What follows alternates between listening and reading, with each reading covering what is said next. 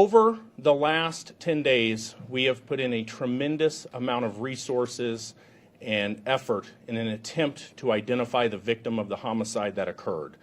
I specifically want to thank a few agencies that has made this press conference possible this afternoon.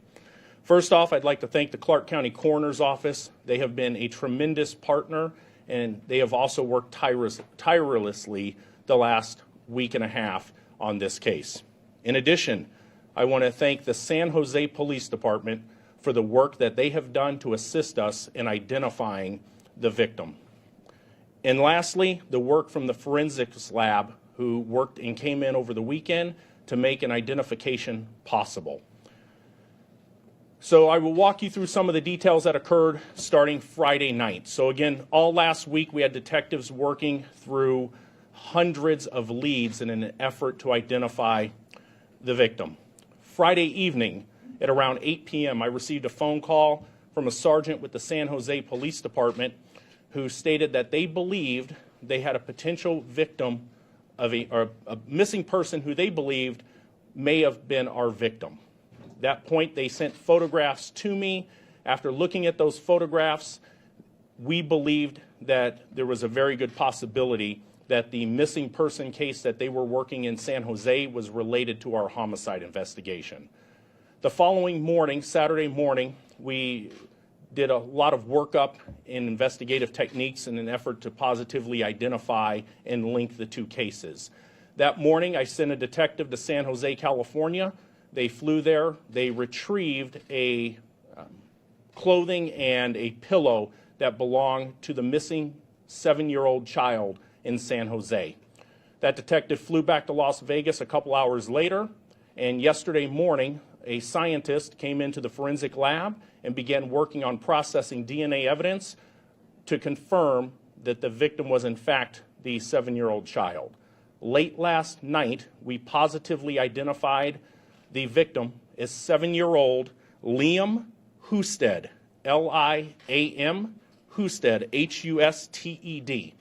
He is a 7-year-old child who lives in San Jose, California. What we have learned is that he is last seen in the San Jose area on May 24th. So what occurred was a family friend of the mother, who is 35-year-old Samantha Moreno Rodriguez. The family friend stated that she had not seen Samantha or Liam in over 2 weeks. She also knew that there was a missing, or that the two of them were missing. She saw news coverage from our case here in Las Vegas and saw the composite sketch that was pushed out to the media. After seeing that, she believed that the sketch resembled Liam. She then went to the San Jose Police Department on Friday, prompting the chain of events that I outlined. So what we have learned from the two of them, Samantha and Liam, left San Jose, California, driving a 2007 dark blue Dodge Caliber. They left San Jose on the 24th of May.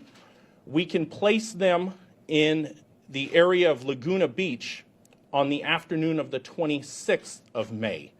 Later that afternoon, we know the vehicle was in the area of Victorville, California, late in the afternoon on the 26th of May. Liam was discovered early in the morning on the 28th of May. Shortly thereafter, on the 29th of May, we know that the vehicle was traveling on I-70 near Grand Junction, Colorado. The last contact that anyone has seen of Samantha is at a Denver area hotel room on the 31st of May when she checked in by herself to a hotel room in the Denver area. At this point, there is about an hour ago, we obtained an arrest warrant, nationwide extradition for open murder for Samantha Moreno Rodriguez. I urge anyone, we still need assistance, anyone who may have recognized her and Liam in the Las Vegas Valley on the 27th or 28th of May, driving, again, the dark blue Dodge Caliber. We understand that the vehicle was packed full of belongings. And when I say packed, I believe that the back seat and cargo compartment of the car had no room for anyone to sit, and it was packed completely.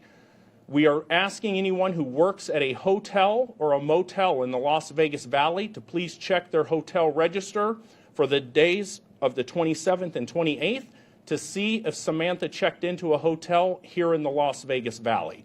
You can also, if you have that information, you can reach out to Crime Stoppers, or you can call the homicide tip line at 702-828-3521. So again, there's a lot of moving parts to this investigation. It is still extremely active and ongoing. The FBI local office here and their national field offices are assisting us at this point in attempting to apprehend Samantha. With that, I will take a couple questions. What do you know about Moreno Rodriguez? What have you learned?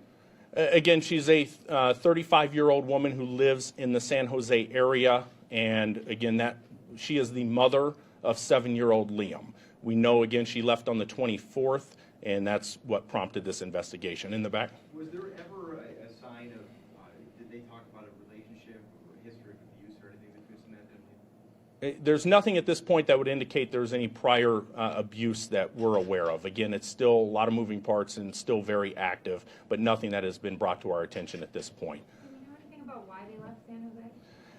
We don't know the specifics. We're still trying to find out. We're still interviewing family and friends, trying to piece all that together. Any possible motive?